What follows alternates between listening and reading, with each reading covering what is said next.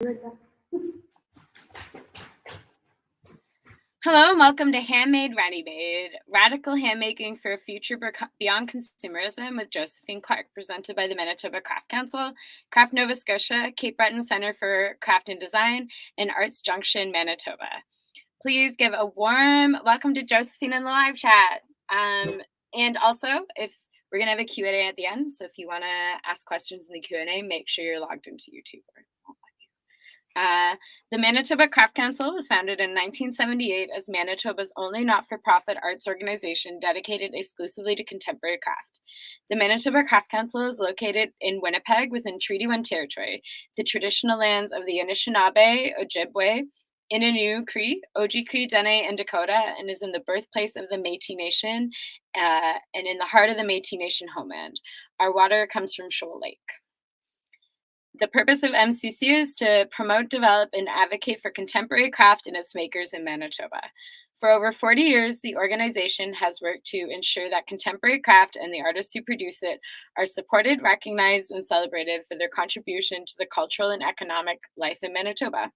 For information about becoming a member of the Manitoba Craft Council, please check out our website in the description. So joining me tonight is Josephine Clarke.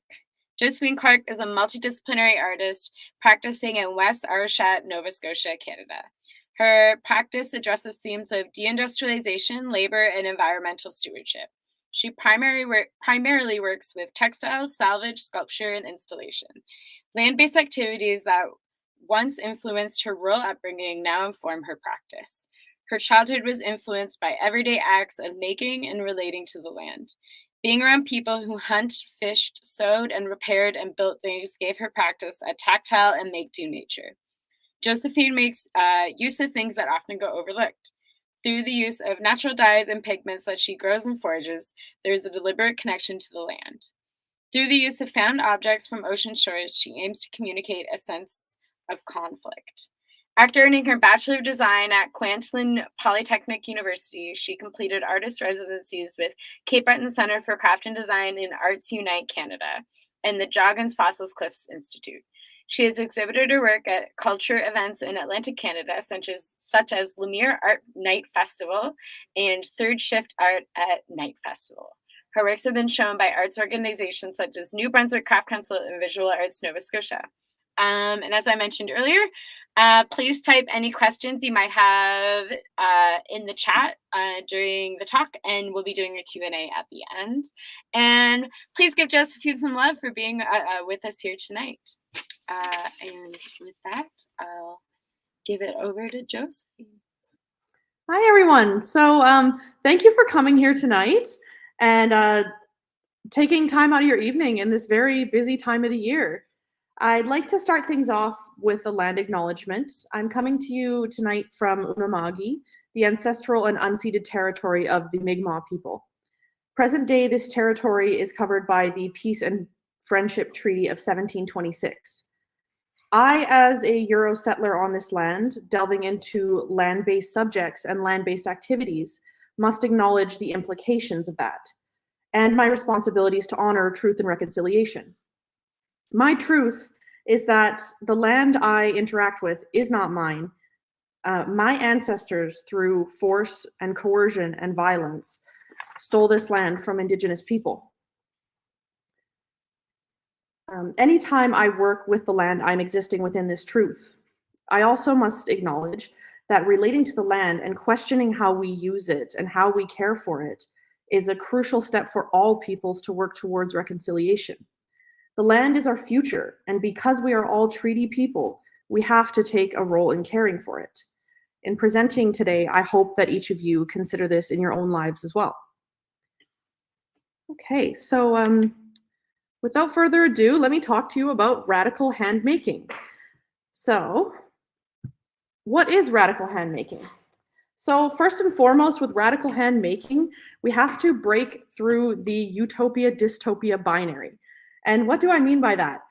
I feel that with how we consume information in many algorithmic contexts, the things that get the most amount of eyes and the most amount of interaction are the things that either say, we need to go back to how things were before industrialization ever happened, or it's all ruined, or it's all going to be ruined anyway, and there's nothing we can do at this point, so we may as well just keep on going like we are.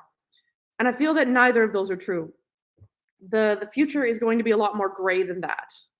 It is not so cut and dried. The next 2 points kind of go hand in hand, combining ready-made items with handmade techniques and seeing discarded items as a resource rather than a nuisance.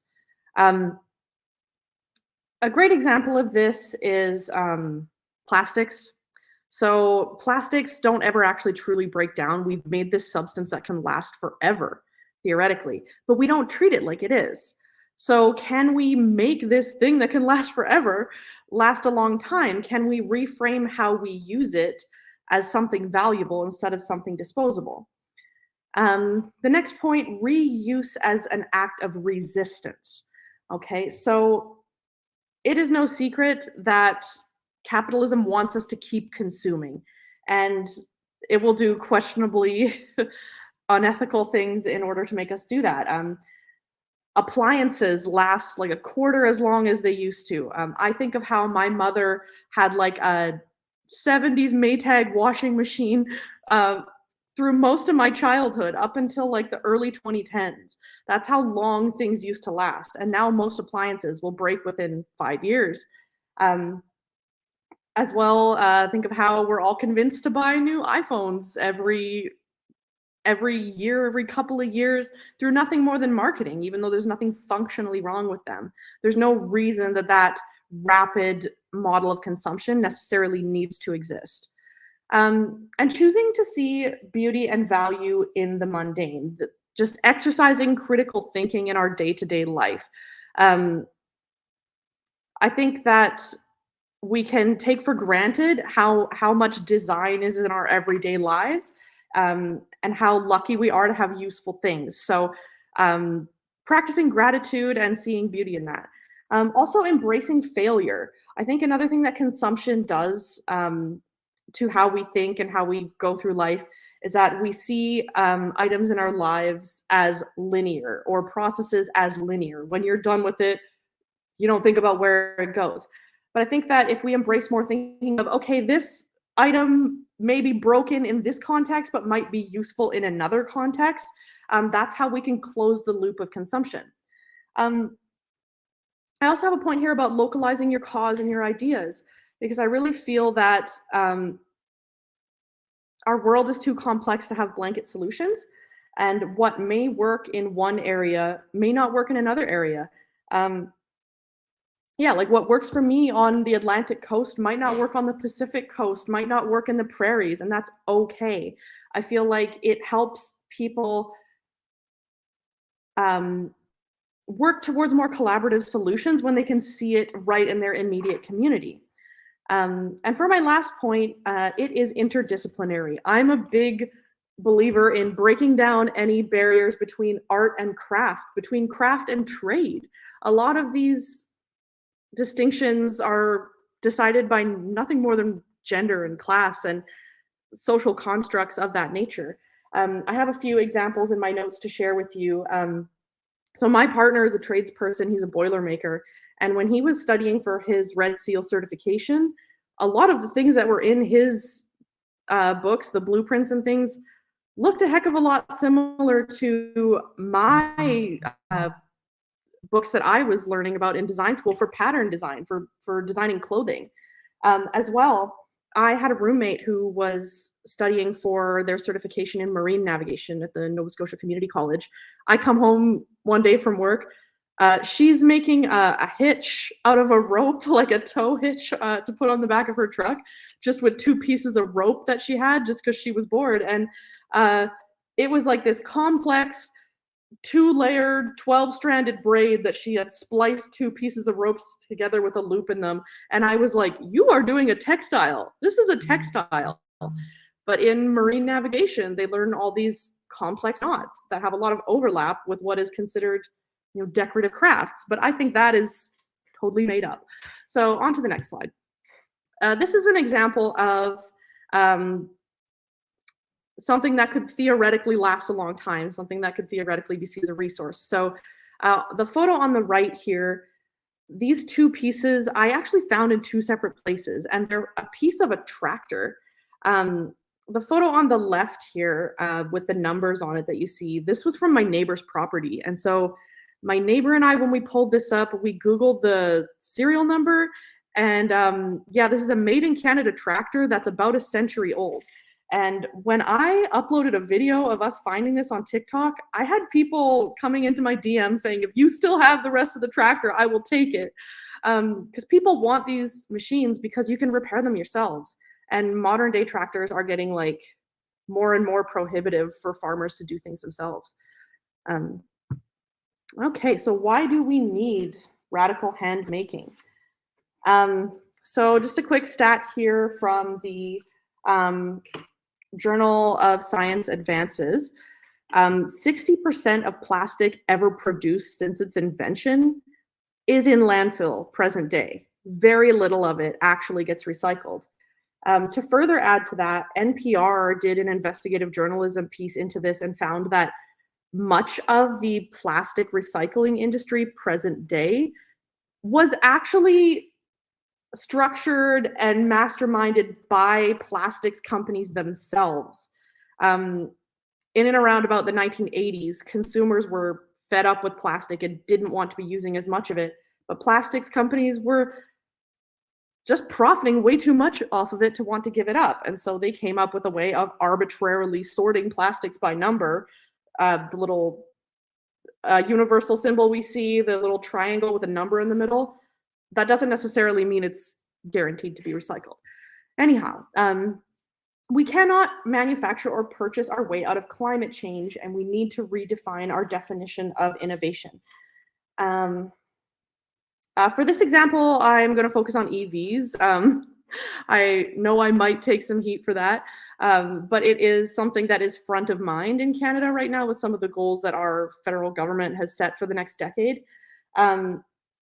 I will not discourage anyone from getting an EV. If you can do that, if that's realistic for you, you absolutely should. But the point I will make is that with EVs, we're still going to be mining lithium, cobalt, all the materials that go into making these vehicles. And it may be a change, but it is not the only change we need to make, right? We cannot buy a new thing and keep living the same way and expect a different result. Throwaway culture being a problem of empathy as my next point. We're so used to having like anything we want relatively cheaply, relatively quickly, but all of that is entirely artificial, and the environment takes the brunt of those hidden costs. We are not entitled to cheap stuff. We don't need to, and I think it actually separates us from a lot of the things we have in common with the global working class around us. Like, you as an average person have a lot more in common with a factory worker in China or Bangladesh or elsewhere in the world than you ever will with the rich in your own country. That's just a hard truth. For my next point, we are in a time of multiple crises, and community level participation helps people feel empowered. Climate change is a problem that's going to affect the whole world, and so it can be easy to feel like you're just powerless, like this whole thing is abstract and overwhelming. But we need lots of people doing small things more than we need a handful of people doing big things, right? Yeah, it can be easy to feel like, and we do have a lot of crises, inflation, injustice, police brutality, affordability, water crises. All of those are real. But if you pick something at a local level, that's what all of us need to do. That's the empowering thing. And there are no universal solutions to complex problems. Again, like regional contexts matter when choosing how we approach climate change. An example I have in my notes, again, about EVs. I live in a region where our power grid is powered by coal. So for me, like, I'm still using fossil fuels if I get an EV. So in Western Canada, perhaps you have hydro. It might make more sense where you're at. less where I'm at. It's not a universal solution in every context. My last point here is something I have been very abstractly throwing around in my mind, so bear with me. Our excess could create ethical double binds for scientists in the future. I have a note here, a quote from Vanessa Hill, who is a behavioral scientist, and she says, "Trash plus time equals artifact." As well, I also did some digging into archaeology content and found out that archaeologists have a word for old garbage dumps. They call it a midden. A midden can become a valuable historical resource to understand how people lived in the past. If you're finding glass or ceramics or things made out of bones or wood, that's a valuable historic record. But are we living in a time that is finally going to upend that? I highly doubt that scientists 100, 200, 300 years from now are going to be like, oh, a Ziploc bag, how valuable, how important. Our stuff is going to still be having such a negative impact on their lives that I doubt it's going to be looked at as valuable. That's just my opinion. I also was reading a blog post from the Texas Authority on U.S. National Parks. And I guess if you find garbage in a U.S. national park that is old enough, it's now considered historical artifact, which is interesting to me. So in this blog post, they talked about how you may be thinking that you're meaning well if you pick up trash in a U.S. national park and you're cleaning things up, but sometimes it creates more problems for them because then they may have lost something historically significant if you do so, right? All right. So I want to give you some contexts of how to localize climate problems. So a couple of organizations I really love is Coastal Action Nova Scotia. So they did a study of surface water, and they also studied like rack lines of beaches. So a rack line is where when the high tide comes in and you usually have like a hill of sand and soil and like seaweed and stuff, and they were surveying what was in there as well as like the shallows, the surface water. And I like how they distilled this down into something that communicates well to people who may not be in academia, may not be in sciences, but are still affected by these issues. Sorry, so yeah, it wasn't something I had to read like multiple pages of words that were new to me. It's just something that's short and concise, but summarizes their findings. So, and it communicated a lot of things to me that I had never thought about before. So I had never thought about ropes contributing to microplastics. We get a lot of information about things consumers can do, but I didn't think at the time about what industry was putting out there as well. So great job, Coastal Action Nova Scotia. The next one is a book that I have. I will just go and pick it up. So this was done by Atlantic Coastal Action Plan St. John out of New Brunswick in partnership with Third Space Art Gallery. And this is a fantastic piece of reading if you can get your hands on it. I think Strutt's Gallery still has a few copies. It has data, but it also has poetry and photography and stories and just a way that like it hits you in a human place. And I appreciate the nuance that they approached like blue collar and working class experiences of climate change. There's a particular stat I'm going to share with you out of this book. I feel like there's a lot of confusing global data out there. I think of like 1.5 to stay alive, which means like preventing ocean temperatures from rising above 1.5 degrees Celsius from pre-industrial levels. I don't even entirely know what that means when I hear it as an average person, right? Like, I will support scientists. I believe them wholeheartedly when they tell me this. I will champion their findings. But I can't always relate to like broad global data like that. They did a good job of bringing this right home to Atlantic Canada.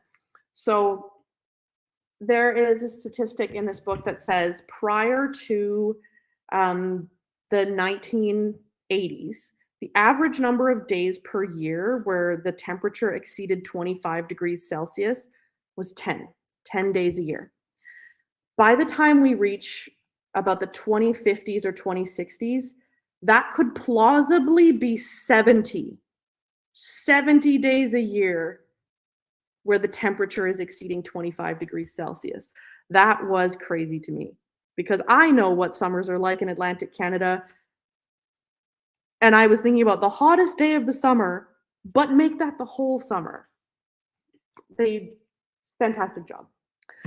As well, I'm also going to talk to you about another area of the country. So I actually grew up in the Rockies in the Robson Valley in the traditional territory of the Lheidli and so I'm going to shine a light on the ancient forest, the Chunto Wujut Provincial Park. And this is a unique micro ecosystem. It is an ecosystem of cedars that normally don't exist this far inland. So you are, I think, 800 or 900 kilometers away from the ocean. You're inland, nestled in the mountains, and yet you have these cedars that rival that of the coast. It's a very, very rare ecosystem.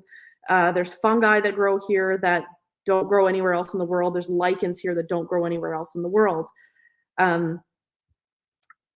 Yeah, and for people on the Atlantic coast, like I wanted to include some photos just to give you an idea of the scale of these trees. Like it's hard for the photos to even do it justice. So me for scale in this photo, like the trunk of this tree is massive.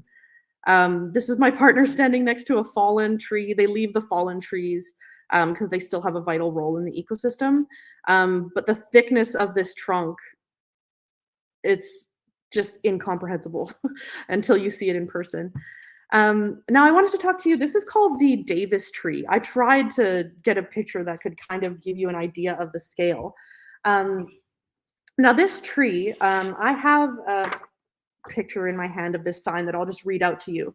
So it is called the Rady's tree, named after a person who fought for this tree. So Dave Rady's, a graduate student at the University of Northern British Columbia, came across these ancient stands of cedar in 2005 while studying old growth forests in the interior cedar hemlock zone. Rady's saw markings on some of the cedars and learned that this area was to be logged under salvage license, and he alerted the public.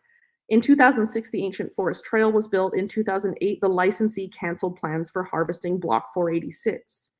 The ancient forest obtained a greater level of protection through Recreation Order number 149, establishing the trail as an interpretive site.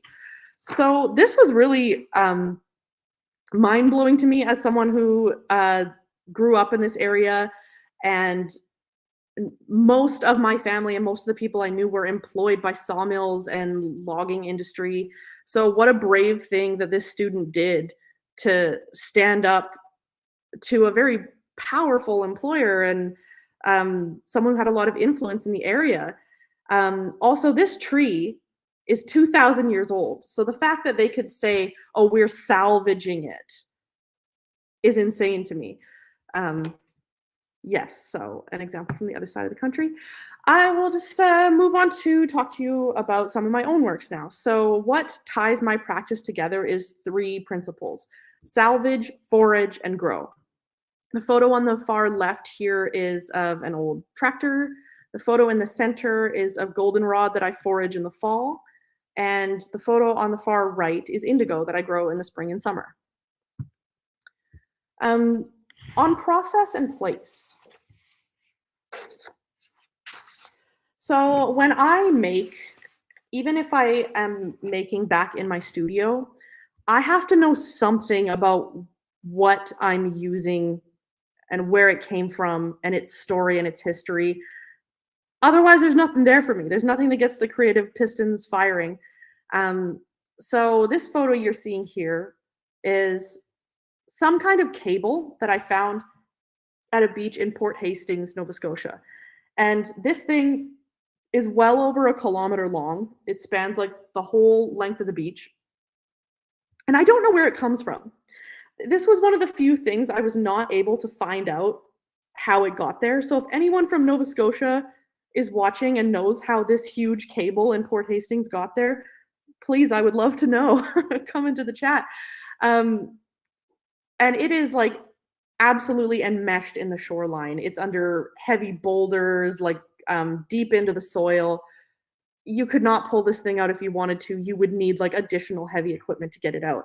And it was so strange to me how it just existed there as people, pull up and watch the sunset, or people pull up with their fishing rods and fish in and amidst this. So I made an installation on a section of this cable.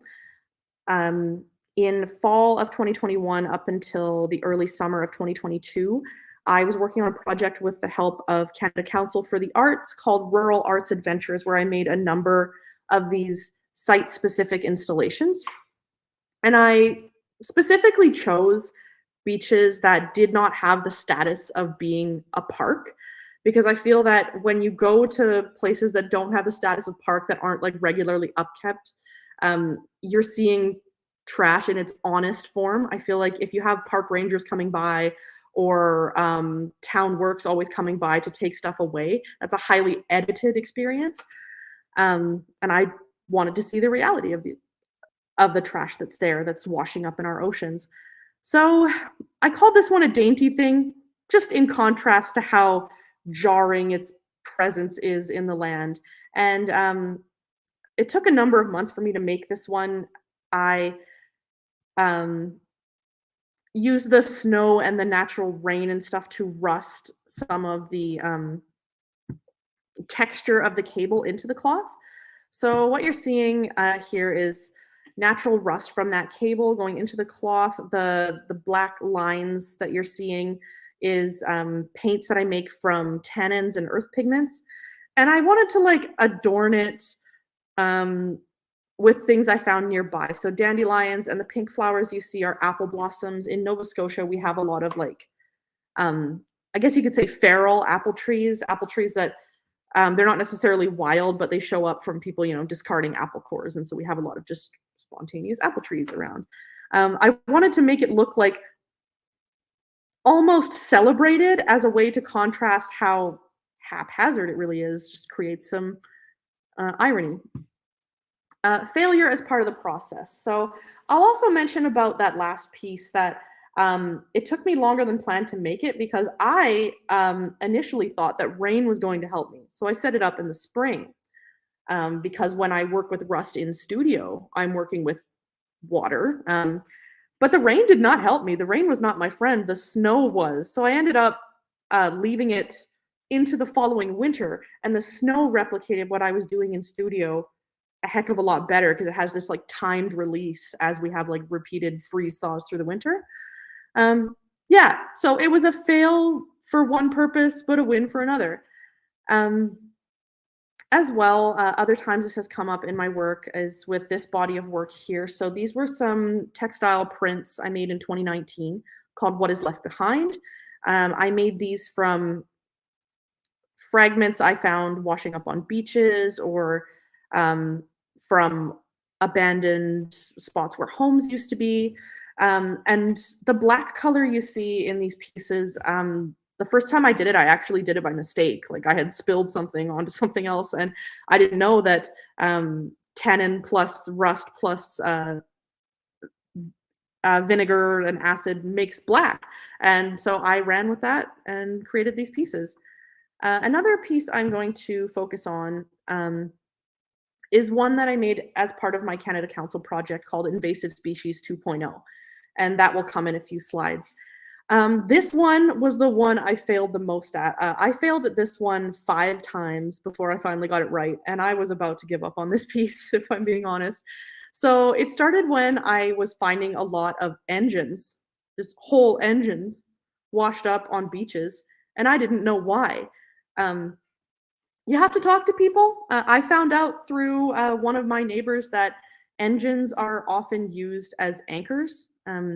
If people are going to be out in like choppy seas and they know that they'll likely lose their anchor, they'll use an old engine because they're plentiful and cheaper So any fluids that are in them, they'll just drain them out, run a chain through them, and that's their anchor, and they're not as worried if they lose it. So that's why I was finding so many.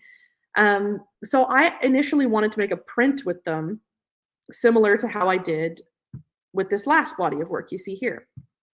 So the first attempt I tried with was with some stitched cotton, and I weighted it down under stones in the summer months.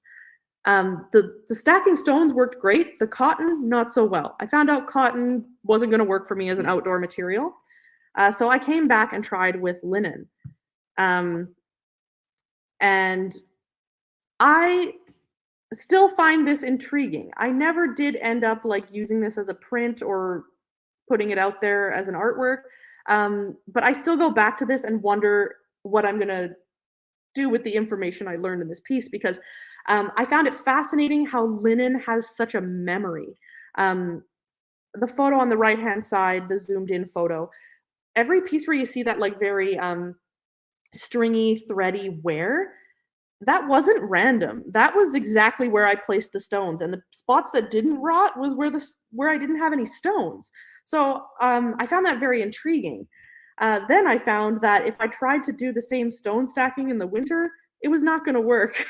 The sea comes back with a vengeance in winter. So I had to try a different kind of attempt, which we're going to see now. I will play for you a video. Oh, thank you. So what you see here, I tried this in the fall. I'm about to sew down a piece of linen to it. So I just draped the linen over top, and with biodegradable materials like jute or cotton cord, I tied it with cotton quilting thread. I sewed it. Yeah, and this one stayed put relatively well, but didn't give me the same kind of wearing as a stone stacking. So I went back with some ratchet straps. As the sea got even more angry, I knew I needed to try something a bit more aggressive, and this worked for a number of months. I would go back every week and check that my ratchet straps were still there, that they hadn't been knocked off. If they did get knocked off, I would go back at low tide and fix it. I also had to journal what happened with each different kind of wind. Yeah, I was there for a long time fixing that. So we can go back to the next slide. Great. So I had to journal what would happen with each wind. So I kind of figured out what would happen with rocks in a southwest wind versus like a northeast wind, what was going to happen if there was going to be big chunks of ice. And eventually I was successful at retrieving my piece and getting a satisfactory result in my own artistic view. Yes, so this made way for Invasive Species 2.0. And the pleats you see in Invasive Species 2.0 were not created by my hand, they were created by the sea. So there reached a point in the winter where we were getting a lot of southeast winds, and it was stacking up ice, just stacking up ice on top of this engine. And I thought I was going to lose it. I thought it was just going to be dragged out to sea. So I finally went back after we had a warm spell, and the ice was light enough for me to get it off of there. And there was one hook of the ratchet strap that had held that whole thing on. And the pleats were the drag marks away from where it was being held to the piece. And the little holes and stuff you see in it were from where some of the hooks were pulled right off, or where ice was rubbing on it. I still have all those broken ratchet straps. They are still in some totes behind me. I will find a use for them. There's no waste here. Yeah, but I am pretty happy I didn't lose this piece, and glad I embraced the failure to make it happen. Also, humor in the oddities. So when I spend time out on the land, you have to make space to recognize the peculiarities in the things that go overlooked. Oftentimes I call it bizarrifying the mundane. You have to make things look deliberate to get people to think about what they just tune out in life. This one I just found like that. This was how it was when I found it, just sticking up like that. So silly. To me, it looks like it's doing a poor job of imitating a tree. It's like, oh, don't mind me. I'm totally just a normal thing. Um, yeah, so I kind of try to take cues from how things just naturally exist when I find them and try to amp that up to get people to look at it and talk about it. So um, these two works I made, they're in a set, they go together, they're a series, and I call them The Sea Creature Did Not Invite This Catch. This was born out of when I started to find so much ghost fishing gear and uh, thinking about how the fishing industry really does rely on the continued health of our oceans in order to exist, and yet they have a quite large hand in hurting the health of marine life. So it's kind of self-sabotage in that respect.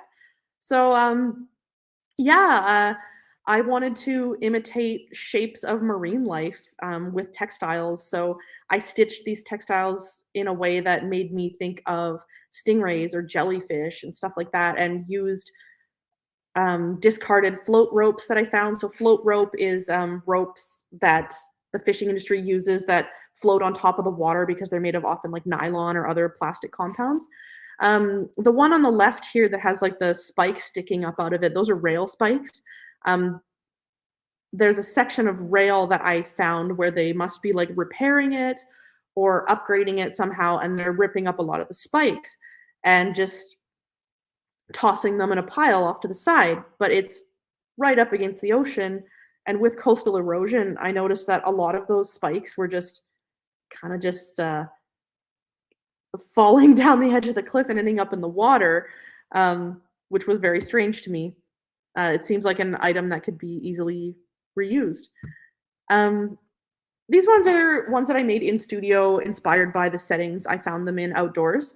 So the photo on the left with this cage-like substance, that's a bait cage that is often used, I think, for lobster fishing. So yeah, that's just where they put the bait that they're drawing the lobster into the trap with. And I found this like mashed up against some tree roots.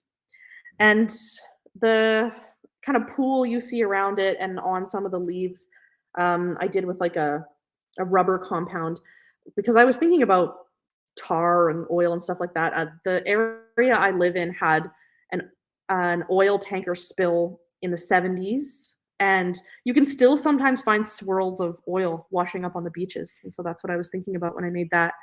The one on the right, the very vertical and straight one, this piece of metal, I don't know what it is, but it seems quite old and quite thick. I almost wonder if it's a piece of a shipwreck, because I have fallen down rabbit holes where there's actually an insane amount of shipwrecks in the North Atlantic.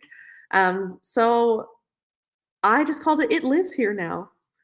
No idea how it got here, no idea its story, but it's not going away. Localize.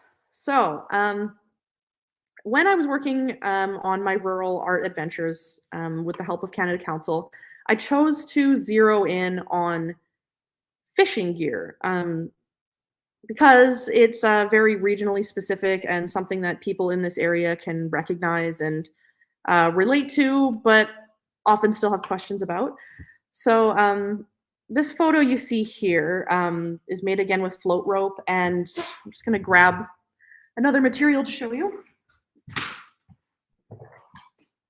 It's also made with fragments of lobster cages. So this is, oh, I'm in a tiny little thumbnail off to the side, I forgot, but I hope you can still see it.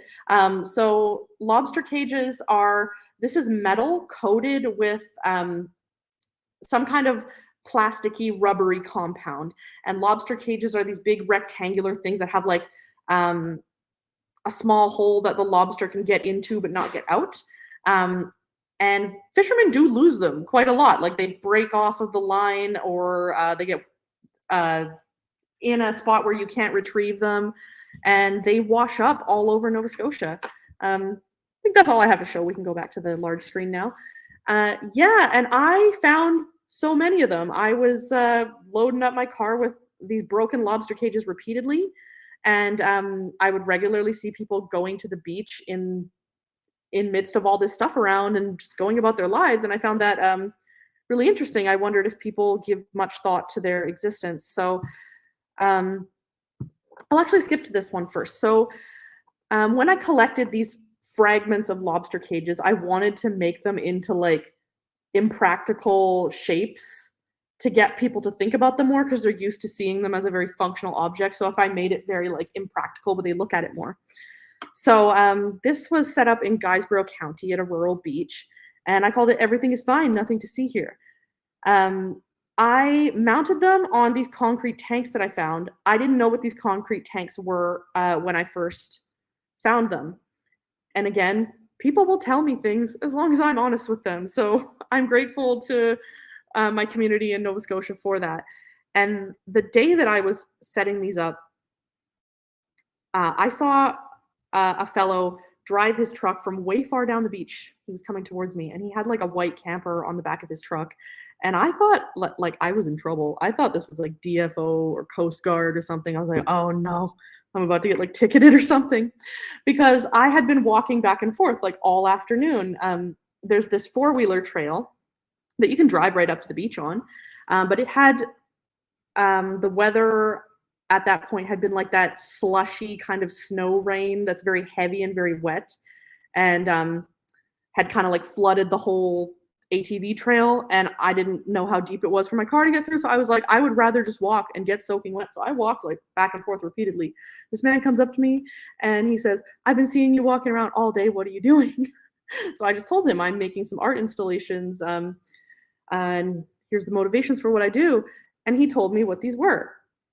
So these are septic tanks from a lighthouse. And this fella told me that there used to be a lighthouse decades ago, and if you come back at low tide, you can see the foundation. And I did, and he's right.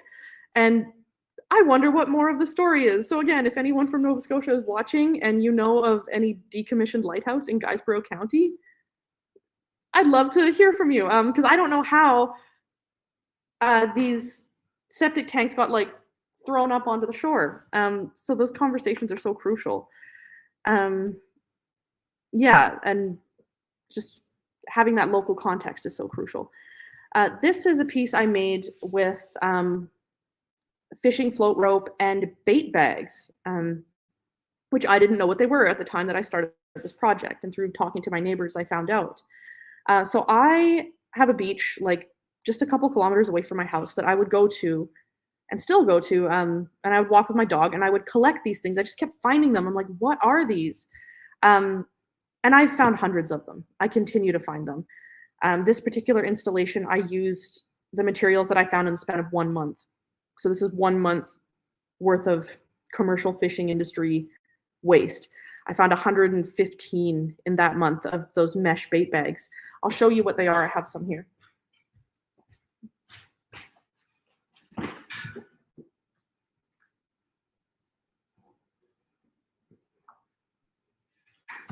Okay. So they are this plastic mesh, and they're like instant microplastic because they just come right apart, right? Like you can pull them apart with your hands. They get right into the seaweed and things that animals eat. They're really a strange material. And through talking to the community, I found out that like people will use these as a cheap alternative to those bait cages I showed you earlier. It's something that they can quickly do up with a bungee cord and just let the bungee cord go. And they're not concerned if they lose it. And when I was working with this material, there's not much you can do that really holds it together. Like you can't really sew it because it's mostly open space, and same reason why you can't really glue it. So what I did was I braided them. This is one of the ones I used in that installation. I just tore them into strips of 3 and I just braided them together. And I think by the time I was done braiding them, I had 88 feet worth of these bait bags, and I needed a spot to install them. So what I did was I had an open community consult night at my studio. So my studio that I'm in right now is actually at our local community center. So it's pretty easy for people to know where I'm at and know the space. So I just kind of told people at the mailbox by word of mouth, just told my neighbors in the weeks leading up, and posted to our community online forum, and just had some tea and some snacks and said, I just want to know your concerns. I just want to talk to you, like tell you a bit about what I've been doing and let you have your voice heard. And so I kind of talked to people and got permission from the landowner to use their shoreline to install this. So thank you, Lana, if you're watching. Thank you for letting me use your property. But I'm really glad that I did that and talked to my neighbors, because a lot of people had seen this stuff and not really thought about it. A lot of people had seen this stuff and weren't aware that it was plastic, especially in regards to the ropes. Like, people did not know that rope was plastic. And since then, people will still kind of ask me about it. And I just encourage everyone in my community, you know, write to the DFO, write to your MLA, because if this is going to show up in our community, you know, we have a right to have a say in it to some extent. Yeah, so I'm really glad to be in this space and have access to my community in that way. Yeah, I will break for questions, and if anyone wants me to go back and explain anything more, don't be afraid. I have control over the slides, so I can skip back. Yeah. I'm back for the Q&A. Hi, I'm Katrina Craig. I'm the Program and Outreach Coordinator for the Manitoba Craft Council. I realized I forgot to introduce myself earlier. So I'm going to read a few of the comments in the chat. I knew there's a delay between us and the humans watching, and then I have some questions, and then we can chat about those, and then we'll ask any more questions. So Keith Lightminder says, wait, capitalism is bad for the environment and the creatures who live in it? Maintenance behaviors are nearly forgotten. Yes, shocking news. Capitalism is bad for all of us. Keith Lightminder also says, 1 in 15 humans who have ever lived are alive right now, and they're all wearing stuff, using stuff, and burning stuff. Yeah, the statistics on Hank Green on like YouTube, TikTok Human did a statistic about how many mammals are alive right now compared to like 500 years ago, and it's shocking. And it's not just us. There's other livestock too, humans and livestock. Yeah. I was just about to say, like, how many mammals are alive, but also how many of those are domesticated. It is astonishing. Pets were a tiny little fraction, but livestock was bananas. Keith Lightminder also says it, and by it he means the cable wrapped with the fabric and the flower chains. He says it reminds me of those chain brightening ceremony at, I'm gonna butcher all these names, I'm so sorry, Keith. Ganassi, between the settlers and the Haudenosaunee, but the cable restining ceremony. I'm just gonna pop this one on the screen so you can all read those names, because I don't think I did them justice. Interesting. And then Denise Milliken says, yes, what a paradox that is. The fishing industry itself is polluting and ruining itself. That's sort of like feedback. And like, I'm from rural Atlantic Canada. I live in Manitoba now, but like also there's like that real tension between like fish are cheaper now because of farmed fish. So then you need to cut costs to be able to survive. But then also what you're doing to cut costs is like polluting the actual thing that you need to fish, which is really awful to watch. I also I don't know if anyone would be interested. Like, I have a YouTube channel where I did a deeper dive into this and tried to figure out more about like fishing industry regulations and stuff. What's your YouTube channel? I can drop a link if you like in the chat. Yeah, drop it in the chat and I'll like pop it up on the screen. But what I essentially found is that like it's really easy to report lost fishing gear if you work in the fishing industry. Like, if you have a fishing license, you can report lost gear, but it's very difficult for a civilian to do so, which is really wild to me. And there are systems with how they color code gear. So there are different colors according to different regions. And so like Newfoundland might have a different color of ropes, and there's also different colors according to what you're catching and stuff like that. But again, it makes me think of the plastics industry thing where you're just putting arbitrary numbers on stuff that you don't intend to recycle. You know? Yeah. Yeah. Okay. I will share with you my channel. I will just Yeah, type her in. I'll put it up on the screen so it's there, like, for other humans in the future who watch this. And then Melissa Marganet, sorry. I'm a name butcherer, so I apologize to anyone whose name I've butchered tonight. I'm wondering what happens to the installations. Do you take them down eventually? I do. Yeah. I'll take them down eventually. And even in the event, in extreme cases like the ones with the engines where I may lose them, like I'll never use synthetics. Like I'm never going to use tarps or polyester or anything like that. Like stuff that can just break down. So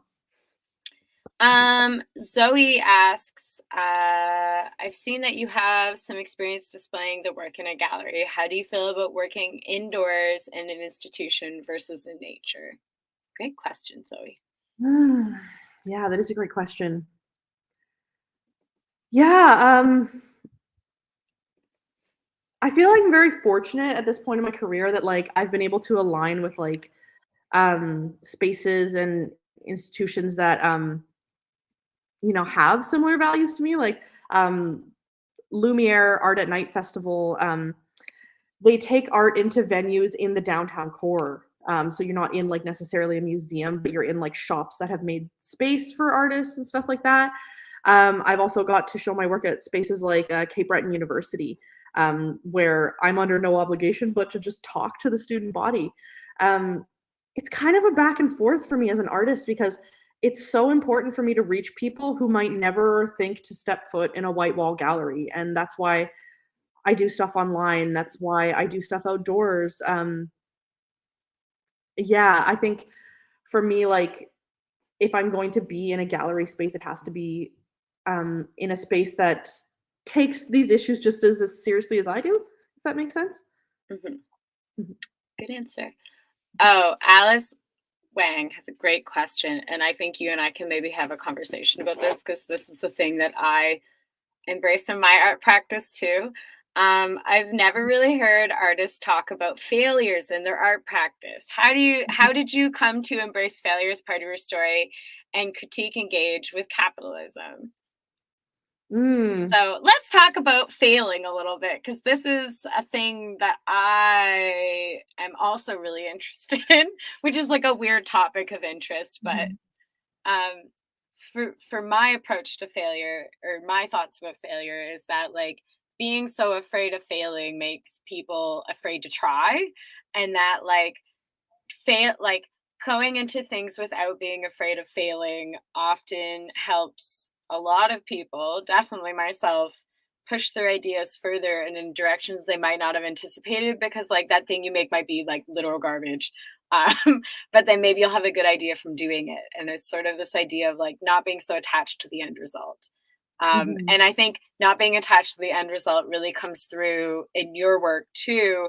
And then you're sort of like, I'm just wrapping up this cable with some fabric and seeing what happens. And there's that sort of like letting go of the outcome that I see in your work, I think. And like you can talk about your own experience of this, but when I look at your work, that's where I see a lot of your like embracing failure is just sort of like being able to like let go and see what happens. I think like I have definitely had to like there's been scenarios where like obviously I applied for grants with Canada Council and I had to be very blatant about like it's not a question of if, it's a question of when. It will fail at some point and I just have to plan for it. So like when I make budgets or schedules, I'm like this is how much it ideally will take. So let's plan for about 50% more than that. And as creatives, like failure's part of the gig, I would say also. Like it's one of the reasons they do critique. It's like you're not going to nail it 100% of the time. And like when you're talking about grants, I think about that too. It's just sort of like you can't, it's not scientific. Like you can't always have it work out. It's part of the risk. Yeah, I think I kind of Yeah. also just like the element of surprise. Um, if if I would have got the print I wanted first try with that engine, like I wouldn't have had near as much of a story to tell, right? So I kind of like being surprised, and like you'll see it on my TikTok too. I can go to a slide later on that has my socials, but like I was so excited when I showed up and took off that ice and it was still there. I was excited. I was cheering like it was a sports game. I was like, it's still there. So it just yeah, so here's my socials. Just Josephine Clarke textiles on everything. Yeah. Yeah.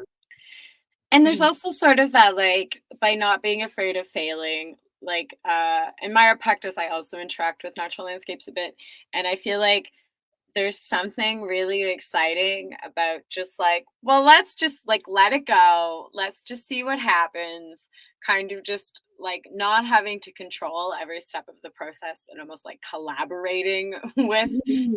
like collaborating is not the right word, but I can't quite grasp the word I'm looking Like you're for. not in charge. Negotiating, maybe. Yeah, You're negotiating with these other factors. you're Yeah. working hand in hand with the material, but you're not in charge of the material, you know? Yeah. I think It's that's also a very craft thing. Like, as mm, opposed to visual arts, I think craft, you're like, your materials have a little bit of their own consciousness in a way that mm, maybe like paint or something doesn't. Like paint's very consistent, but if you get like a weird burl in a piece of wood, or like your yarn has a bit more twist, suddenly yeah, you're kind of negotiating with that. yeah. Keith Lightminder asks, what relational art strategies do you consider using in the future? How much tea visits feed your practice? So I think they're talking about like interacting with the community within your Mm. art practice. Oh, you know what? Like my art practice is I still have like many things that um kind of make this practice come together, this studio, this business, whatever you would like to call it. But like um it's still important for me to just get out there in the community. Hmm. Like I teach art classes to kids. I still go to like craft markets at the holidays. It's important for people to like see you out there as a person. Um and even like showing up to volunteer for community events Hmm. still plays a part in it. Like people need to know who you are and trust you and want to speak to you. um Especially in rural areas, like being with the mhm, community is so important. Yeah, mhm, because they're who like take care of yeah. you. Yeah, or even Yeah, like we just a month or so back had like Hurricane Dorian, and like yeah. I don't know, like in the weeks leading up, it was just like finding out who could do what and where your skills like overlap. So just making yourself useful in your community beyond just yourself, I guess. Yeah. Yeah. Yeah. In rural Mhm, areas, people really like, I'm from the rural Maritimes, and like when there's a hurricane, it's like, who has a generator? All right, we're all coming over to get water and take a shower and like hang out. mhm, And it's just sort of this really beautiful community element. And I really like how you are engaged in the community in your art because it makes sense for the place you're in, because that's sort of mhm, how those places function.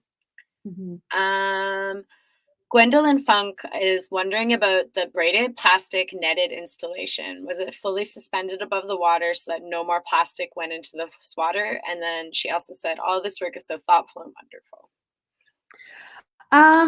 So the ropes did touch the water at high tide. They like grazed the top of the water. Was how I would describe it. And I actually used like landscaping staples to attach things into the side of the shale cliff. Like shale is quite soft. But I've collected it all. It's all here in totes in my studio, taken back. Um, that's a valid point, though. That was something I didn't consider at the time, whether the ropes touching the water would just To be fair, though, you did take all of that material out of the water. yeah. Mhm. Yeah, but yeah, that's a good question. I have a few of my own questions.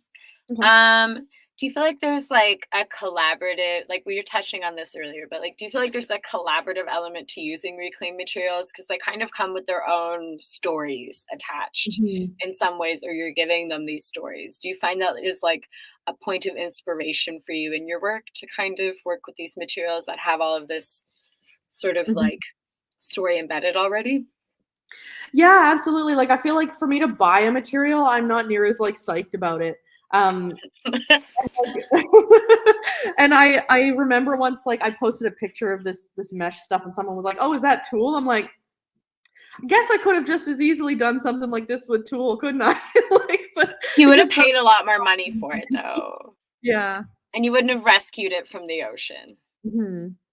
Yeah, it's hard to describe, like, you feel like you're doing a little bit of, like, investigating, like, and trying Yeah. to piece together stories, and yeah, so it's Also, it's I think fun. also there's like enough stuff, you know? Yes. Like Yeah, like like you could buy Tool, but then you're just buying something that you can find on the beach for free. That is absolutely. Yeah, already really waste. good stuff. Cause like I don't know about you, I feel guilty sometimes about like making things, like just making Mhm, more things, bringing more things into this world. And mhm. sometimes using found stuff is also like a little bit less like Yeah.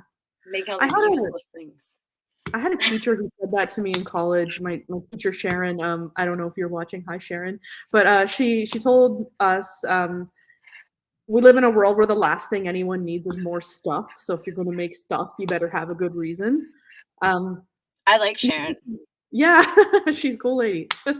And, Yeah. yeah, I think about that a lot because, like, so I live in a home that's, like, close to a century old, and, like, people didn't have walk-in closets 80, 90, 100 years ago because people Yeah, just had. I also live in an old house, and there's, like, 2 closets in my old house. I Mhm, was just talking to my dad about this the other day, and it's like, it's mhm. because just people have, like, 5 sets of clothes. They had, like, church Or clothes, a yeah. couple sets of work clothes, and 1, like, everyday clothes, and, like, 2 pairs of shoes, and that's it. Exactly, or, like, the Mhm. fact that, like, minimalism has become, like, a signal of, like, elitism because, like, for you to I have have, so like, many thoughts about this. streamlined stuff is, like, a sign of elevated status if Yeah. it's so strange, like, it's so easy to have lots of stuff that having less stuff makes you elite. It's Well, strange. and that you can I have so many thoughts about minimalism, Mhm, so we'll touch on this for a second and then veer off because I think we could both talk for like an hour about minimalism. But mhm, there's also this element of like, well, I'm so rich if I need something, I can just buy it again. Because what are they doing with all of the stuff they're getting rid of?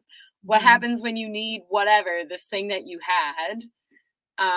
And then like there's also this element of like, so you were talking earlier about how like nothing really gets recycled or mhm. anymore. It is really just sort of thrown out. And this idea of getting rid of everything means that more of that stuff is just going to the landfill. Mhm.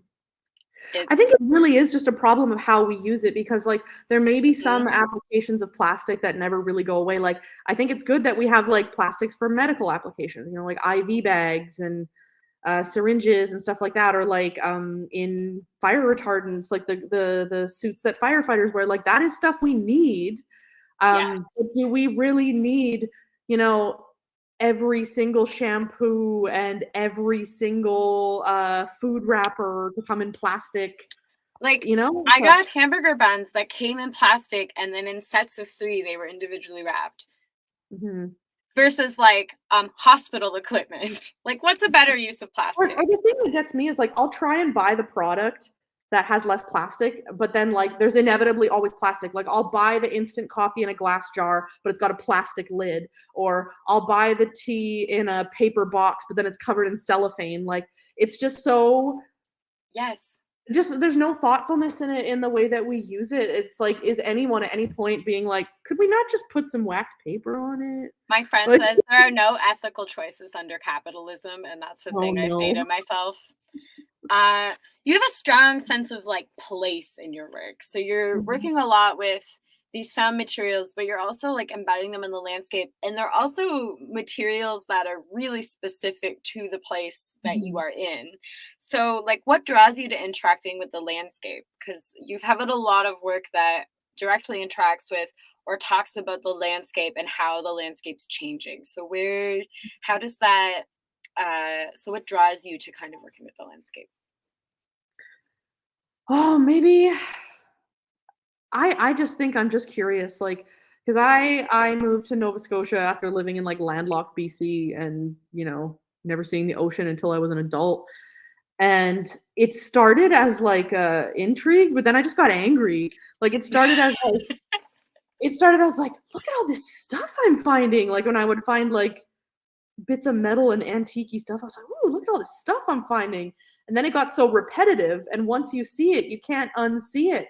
And I was like, look at all this stuff I'm finding. Like it just became angry at that point, especially in the pandemic when I had nothing else to do but go outside. They get like raged about the ocean. And Mhm. this is very funny because my next question was, how do you think living rurally affects your understanding of climate change?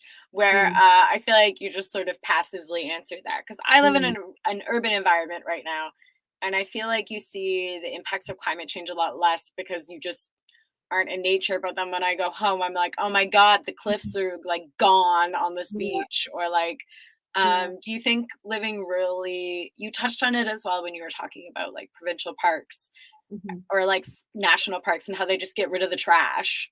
mhm.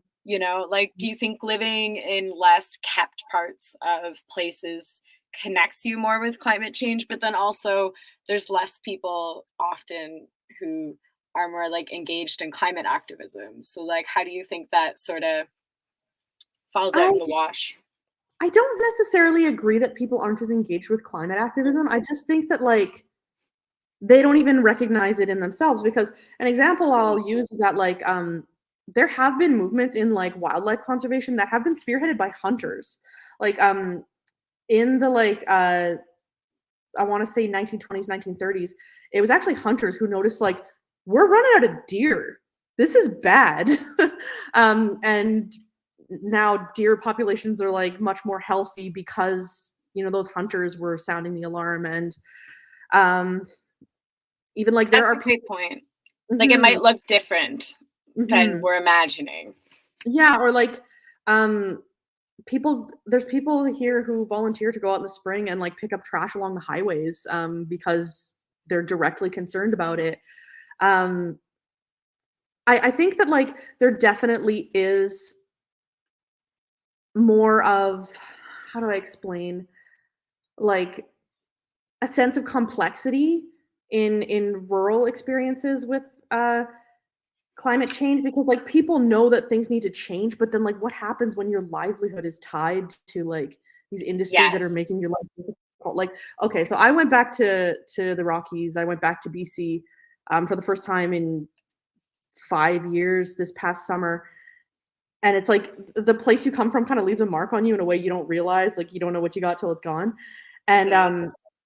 I really don't like the rail industry. If I even get started, I could talk all night about, like, how much vitriol I have for them. But I'll be goddamned if the sound of a locomotive barreling through the valley couldn't just, like, instantly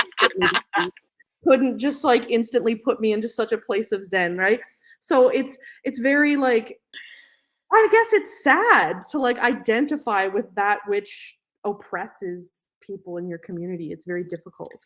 Um, Yeah, it's like that yeah. complexity that we were talking about earlier of like, I need to use cheaper materials because I make less money with fish because of fish farms. But then Mhm, now I'm polluting the fish that I catch. That's sort of like mhm. that, like the pull. Also, I was just like giggling to myself. I'm like, we could do an after show that's just me complaining about minimalism and you complaining about the railway industry. But Yeah. I think, yeah, I think also, like, correct me if I'm wrong, but being from a landlocked place, I'm sure you imagine the ocean as being this like pristine, beautiful, clean situation. And then you, like, because when you go to the beach, it's gorgeous. And then you go to like a rural area and you go down a dirt road and you're like, what is all this garbage? Just straight up Yeah, garbage. I think that, like, yeah, I was surprised at, just how people weren't, like, more angry about it, and I don't think, again, that's necessarily their fault. Like, I think, like, if you're bombarded with something you have been given very little say or power over, it can be easy to kind of, like, cognitively dissonance that. So that's where like the bizarrifying the mundane is like, I will make it look deliberate to draw attention to the fact of how negligent it really is, you know? So, Mhm. mhm.